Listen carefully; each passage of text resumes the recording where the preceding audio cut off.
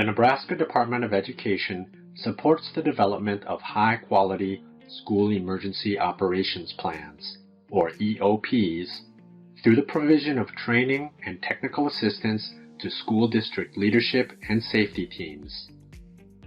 This includes detailed guidance for both the planning and implementation of EOPs. The focus of this video is the role of communication in the school EOP.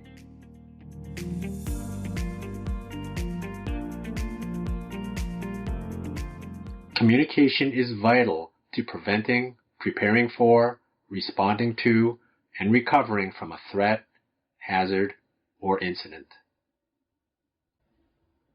Effective communication may not be easy during an incident, so detailed planning for communication as part of a school's emergency operations plan can ensure that even in times of crisis or tragedy, school officials are able to successfully communicate with all partners. In fact, communication planning is foundational to many aspects of a school's EOP. The Eop Planning Process provides tools and resources that support schools to prepare for and execute effective communication during the stages of prevention, preparation, response, and recovery. Communication is key to building trust and relationships among school community members and partner agencies.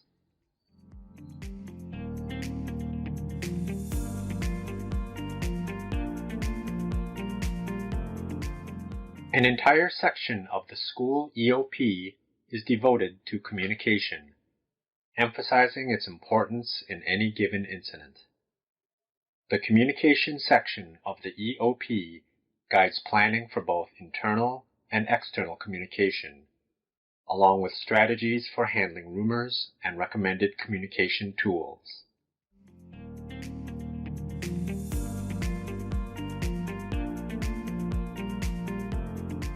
Internal communications include those among the school and district administration and school staff.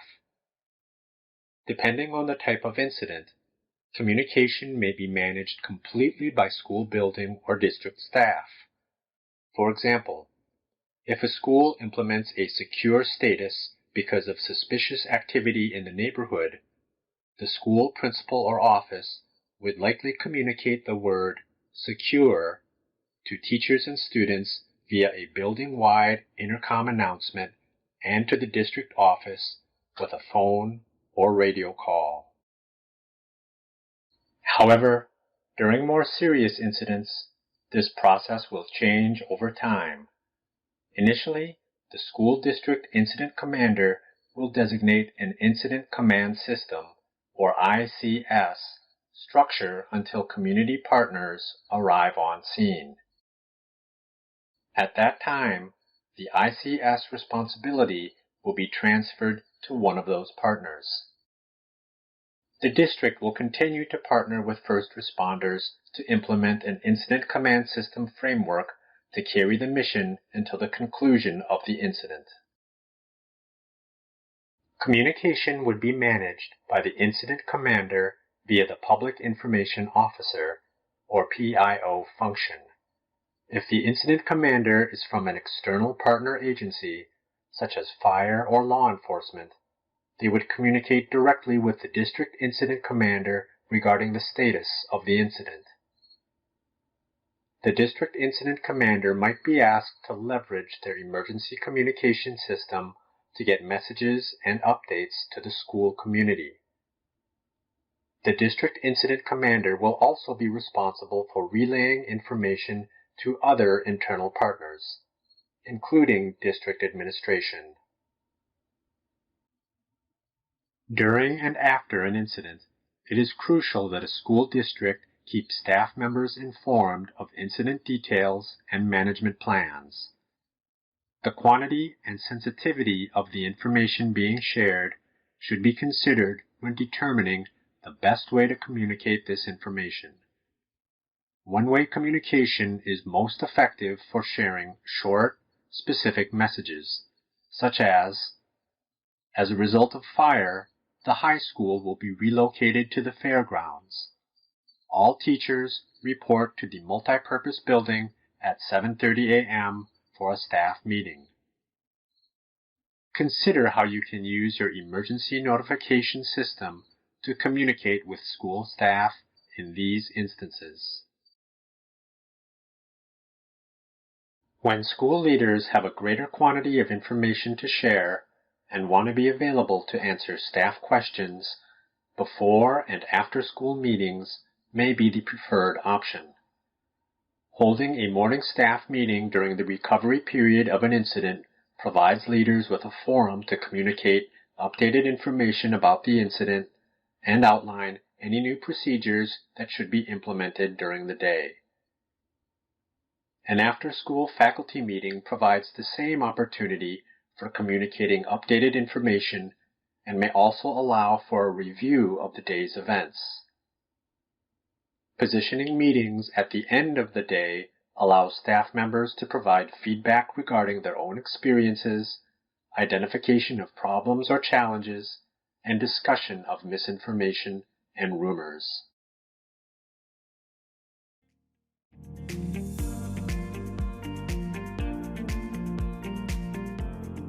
External partners, such as fire, rescue, emergency managers, and law enforcement, must be aware of a school's EOP and understand the way in which the school district will communicate with them in the event of a threat, hazard, or incident. Parents should also be aware of how schools plan to communicate during and after an incident. This awareness should be an ongoing process rather than only at the time of an incident. There are several things that school districts can do before an incident occurs to prepare for communication with external partners. First, school district leaders should work to establish strong relationships with external partners and build trust. This includes ensuring that partners, such as first responders, have a copy of the school's EOP. First responders should also be made aware of preparation efforts, training opportunities, and invited to drills and exercises. Next, school staff may share basic information about their EOP with parents without compromising the security of schools or students. It is important that parents know how alerts and information will be communicated in the event of an incident. School staff should also make special considerations for parents and families with special needs. For example, non-English speaking families, families with children who have special needs, and students with special learning needs. Planning can be augmented with pre-developed messages that the school ICS Public Information Officer, or PIO, can use depending on the circumstances of the incident. Finally, all school staff should be prepared for interactions with the media in the event of an incident. They must know to whom they should refer questions and requests for information. This may be to the ICS PIO or Joint Information Center.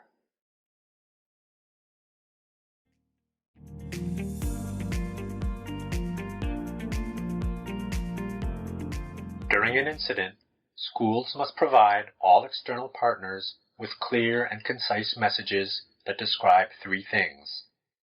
First, messages must let people know what happened during the incident. Second, they must provide information about how the school responded to the incident. And third, messages should address the safety of students and staff. For example, in the event of a fire, the school safety team might provide the following message to all external partners. At 1:12 p.m., a fire was detected in a second-floor bathroom at the high school.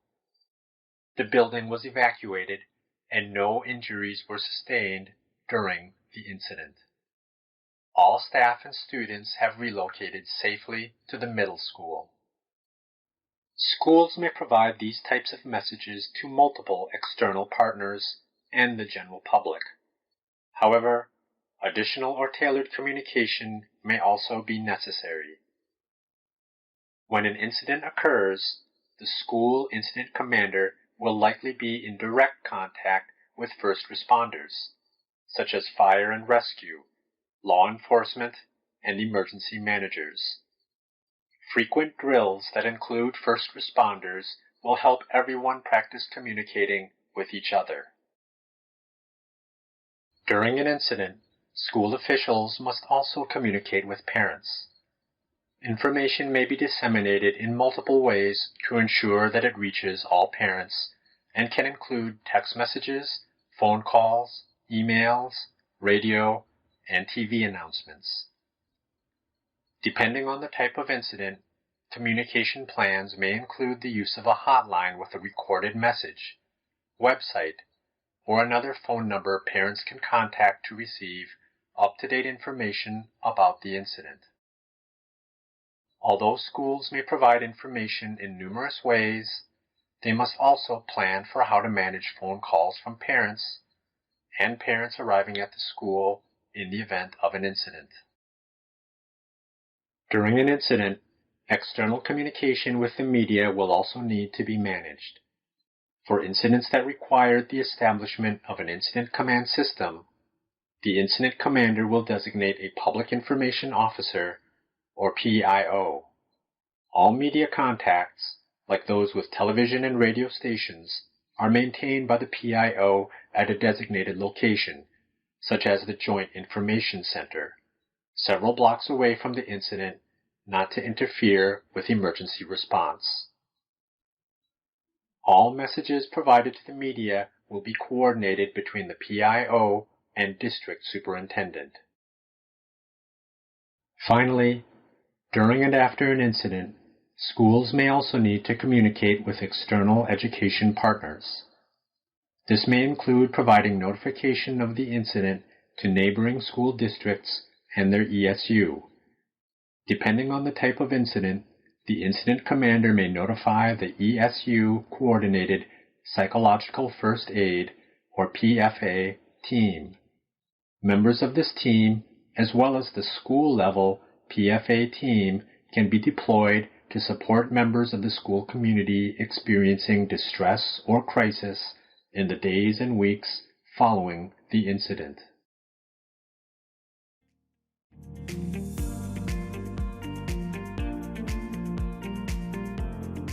Rumors about an incident are likely to begin before it is even over. Students, parents, and community members may hear and share these rumors, inadvertently spreading misinformation. Community members may also approach school district employees with rumors in the grocery store, backyard, on the phone, or even through social media. The best way for district staff members to address rumors is with facts. Therefore, it is essential that all school staff members have accurate information and are positioned to dispel rumors and inaccuracies about the event. This includes not only administrators and teachers, but also custodians, secretaries, cafeteria workers, and bus drivers. School leaders can take proactive steps to control misinformation. During and after an incident, the PIO or other designated school official may actively engage the media in helping to provide accurate information to the public, including the information needed to dispel rumors. In addition to any media briefings, school officials may also conduct briefings with school district partners or community representatives, or consider holding public meetings to share accurate information and answer questions from parents and community members. Above all, information provided by the school should be clear and consistent. This will help to prevent rumors and misinformation.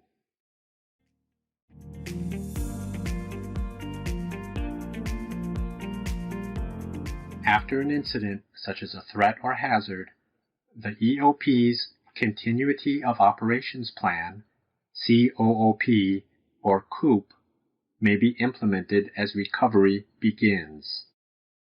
The purpose of the COOP is to ensure that there are procedures in place to maintain or rapidly resume essential operations within the school after an incident that results in disruption of normal activities or services to the school. Failure to maintain these critical services would significantly affect the education and/or service mission of the school in an adverse way. Depending on the type of incident experienced, it may be necessary to identify alternate forms of communication to use during recovery. For example, in the aftermath of a tornado, phone lines and cellular towers may be damaged and prevent communication via phone. Therefore, the best way to provide information may be through the school district's website or announcements on local radio stations. More information about the COOP, including planning for communications continuity, may be found in resources available through the Nebraska Department of Education's School Safety Team. This includes a COOP template, video, and exercise.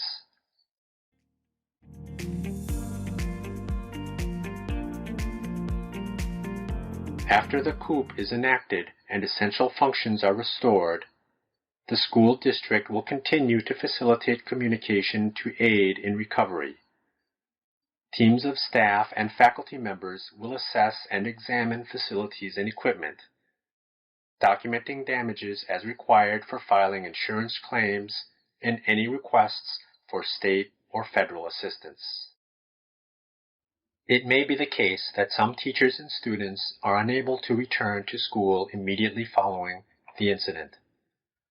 Schools should have continuity of learning plans in place to ensure education for students is not disrupted any more than already has occurred.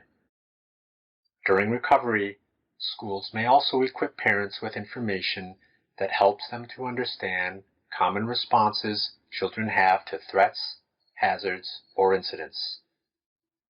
For students with special needs or a history of trauma, it may be helpful for school staff to contact parents during EOP planning to identify strategies to ensure the student's needs are met in the event of an incident and incorporate these into the EOP. In the aftermath of an incident, parents may find information helpful that explains how to discuss the incident with their children, behaviors to watch for, and how to get assistance to address any emotional or behavioral concerns. Depending on the type of incident, schools may need to provide information to both parents and students about what school will be like when it resumes, especially if physical changes are needed to maintain operations.